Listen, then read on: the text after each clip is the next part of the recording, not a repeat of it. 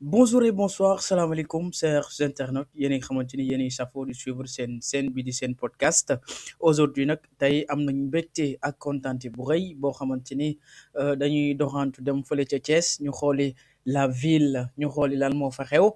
bu ñu jógee foofu nag on va analyser ou on va faire des analyses dans le monde du politique ce qui nous incombe directement et certainement avant qu'on conclue cette émission dina ñëw aussi encore une fois ci la fédération avec les problèmes qui incombent tout le monde, c'est-à-dire le communiqué de la fédération et daan yoo xamante ni fédération moo koy xaar yoo xamante ni tey jii lañ ko waroon la war a génn et du coup dina ñëm dem aussi le comportement de la fédération avec les stars planétaires du nom de El Hadji Diouf moom noo leen gisee le communiqué ñoo ngi leen di ñaan lépp loo xamante ne war nañ ko mën a xam wala vous êtes si avancé que nous merci ngeen bàyyi ko ci commentaire yi ça nous permettra ou ça permettra d'autres internautes yoo xamante ni ñoo ngi ñiy taaxeelu ñoom ñu mën a comprendre l'actualité de notre pays c'est-à-dire le Sénégal actuellement mais ci noonu rek dañuy dem commencer fële ci Thiès kaay benn dëkk ñaari gaar gannaaw bi ministre Fatou ministre de la pêche bu mu doxantoo dem fële ca Thiès bi ñu inauguré le nouveau marché de Thiès moom nag def na fa discours avec le maire Babacar Diop ci ñoon nag dinañ génn xool noo leen gisee discours bi avec un expert dinañ dem analyser les choses au fond salaamaaleykum Pape ñoo lay ziar. dellu ziar naka mu ci moom. Ça va, vous allez bien? Oui, je vais bien. Ah, c'est bien. Donc, dañuy dem rek xooli waa Thiès kaay benn dëkk ñaari gaar gis nañ y avait la visite du ministre fan yi ca gannaaw visiter fële ca marché ba marché au poisson ñu bàyyi la rek balaa ñuy commencer avec les questions nga nuyoo après ñu dugg directement sur la question du sujet. waaw ñu ngi nuyu ñëpp di nuyu auditeurs yi. ñi Macha nga allah xamante ni ñoom nga bokkal chaîne bi ak ñiy fekkee sa waxtaan. macha allah. ak message yi nga xamante ni moom la ñuy jàllale. Mhm, mhm, comme d'habitude naa ci di Pape Gala Sow responsabilité yi nekk Thiès citoyen Thiès wax. mhm. di wax ci défendre intérêt Thiès ak ñi nga xamante ni moom moo nekk Thiès. D'accord. D'accord. Pape Gallo dañu ñëw gis nañ des discours yoo xamante ni jóge na que soit du maire de Thiès discours boo xamante ni aussi ministre bi tenir na ko ban jàngat nga ñu mën a andil ci ñaari discours yooyu l'équivalence parce que am na ñoo xamante ni yaa amalgame ñii ñu ni il a raison mais ban jàngat nga ñu mën a defal wala taxaw seetlu ci yooyu discours. waaw bon ginnaaw bi nga xamante ni loolu am na réception marché poisson bi nga xamante ni dafa nekk Thiès dafa am. Mhm, dafa mel ni ñoom dañ doon soldante ay comptes yoo xamante ni mhm. li ñuy wax négociation bu waroon a am en amont te amuñu ko Macha allah. dernièrement ñu ñëw à la dernière minute devant tout le monde pour wane ku ci nekk sorti de leur gong pour wane li ci des Mhm, ndax tey jii su dee yow demoo woon foofu wala gëstuwoo doo déglu ni sax ministre bi def na discours mhm, mhm, te dañuy rajo yi réseaux sociaux yëpp mhm, discours le maire Babacar Diop la ñuy génnee mhm. waaw parce que tey jii bëriwul ku la mën a wax le ministre bi lii la décidé wala lii la wax ci ministre bi D'accord. le directeur général Mhm, de la kii bi wax na mhm, ministre bi def na discours mhm. mais li ci Babacar wax moom moo ci gën a am importance léegi nag bon lan la ñuy analyser Mhm, ci wax ji mooy le discours du maire Babacar Diop mhm. wala li Babacar Diop di revendiquer lan la D'accord. wala dafa am beneen situation bu am boo xamante ne moo war a am loolu yëpp ce sont des questions yoo xamante ne lan la Mhm, mais ku ci nekk li la arrangé moom nga def mooy sa discours mhm. mooy ministre bi lu war a liñ ko bindal bu war koo def moom mooy discours D'accord. directeur bi lu war a def moom mooy discours Babacar Diop li ko naqari moom la def muy discours am. D'accord. Certainement l'axe bi ñuy annoncé c'est-à-dire la couleur parce que gis nañ ku nekk ak couleur discours am ministre bi dem na ba rafetlu et il a parlé de l'investissement de l'État de 2,2 milliards moom wax na ko fa léegi monsieur Babacar Diop mu ni bu ñuy def dara dañoo war a inclure les collectivités territoriales et ministre bi dem na ba bëgg a jaay le projet pensant que l'État moo investir alors que Babacar Diop a rappelé les faits en disant ça passait ci maire bi parce que à travers la mairie moom la ñu def ñu am terrain beeg ñoom seen donc il a revendiqué malgré les messages yoo xamante ni bàyyi na ko ministre bi ils n'ont pas répondu. waaw d'accord léegi dafa am loo xamante ni il faut que nit ñi xam ko en premier lieu le marché au poisson c'est un investissement de l'État d'accord projet état la parce que warul nekk benn nekkul xam nga tey jii su dee dañoo ni la benn marché au poisson moo am ci Sénégal ñu def ko Thiès xam nga loolu amul si les marchés au poisson c'était au kii de 9 marchés bu bokkoon ci projet Macky Sall ils ont pu réaliser 3 marchés au poisson 3 benn bi mu nekk Kaolack benn bi mu nekk syndicat soit Pikine Guédiawaye wala Guédiawaye foofu la nekk xam loolu il faut nga xam ko si le 3e marché bi soog a nekk Thiès au temps de Macky Sall avant 2022 ndax Babacar Diop mi ngi fi ñëw 2022 d'accord beneen bi li tax xool bu Thiès bi mu ëppoon importance wala Macky Sall defoon ci mooy Talla Sylla da cee waxtaane woon Macky Sall parce que Talla Sylla ba mu nekk fii maire en 2014 dafa tegoon marché Sam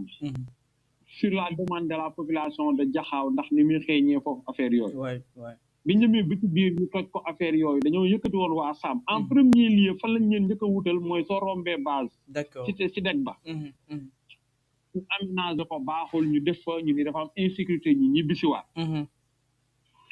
après ñu jëleewaat fa ñu fa mareyeur yi yóbbu ko sud stade boobu sax ñu bëri yëgguñu ko woon xamuñu ko ndax une semaine lañ fa def pour ñu transporter jën yi ñu dellusiwaat Sam pour désengorger marché bi ak jëlee leen ci kaw raay bi affaire yooyu Talla Sylla avait négocié comme moo fa jóge woon avec Macky Sall pour ce projet à ce que Thiès bokk ci priorité comprendre nga d'accord bi Talla Sylla waxee ak Macky Sall ñu war a wut site amuñu site affaire yooyu on a pris ci foofu site yooyu par rapport ak ay terrain ay nit yu ko moom Talla Sylla négocier ñii ñu jënd ko ñii ñu fay leen affaire yooyu yëpp pour que mu nekk benn patrimoine boo xamante ne ci de grande envergure la pour désengorger marché Sam bi nga xamante ne problème mu Thièsu loolu mooy premièrement macha allah ak chaque jour ñu war leen faa jëlee ba pare nekkul woon loo xamante ne c'est au bénéfice de la mairie de ville wala bénéfice de la mairie de zone ouest affaire c'était pour déplacer pour résoudre un problème bi nga xamante ni c'est fondamental au niveau de Thiès ndax loolu dafa yàggoon ñu gisoon ni camion yi gaare foofu jën yi fay nekk ak ni muy xeeñ waroon nañ ko déplacer yóbbu ko d'accord léegi nag ci doxalin boobu ak wut boobu Talla Sylla doon dox peut-être amoon na ay accords yoo xamante ne permettroon na Talla Sylla comme moo ko doon dox moo ko doon conceptualiser mënoon naa revenir à la mairie de ville revenir à la mairie de ville ak revenir au maire de la ville de Thiès yenn saa yi day am différence ci ay texte ak ci ay ministères ak de tutelle yi ci nekk loolu dafa am certainement comprendre nga li ma léegi nag tey jii marché central waaw ci commune zone nord la bokk zone nord moo koy exploité marché central bi acte 3 de la duggee garage mairie ouest moo koy piloté d'accord ñu dem ba nga xamante ne même Mbourkat bi nga xamante ne ay terrain bu ñu koy def lu ñu fay def mairie ouest dafay ñëw ndax moom ci zone am la nekk d'accord xam kon léegi dèjà loolu am si léegi nag su ñëwee ba Talla Sylla jóge fi Babacar Diop ñëw mu fekk mu nekkoon benn projet mu nekk ci table bi mu ciy sonn di ci def xëy na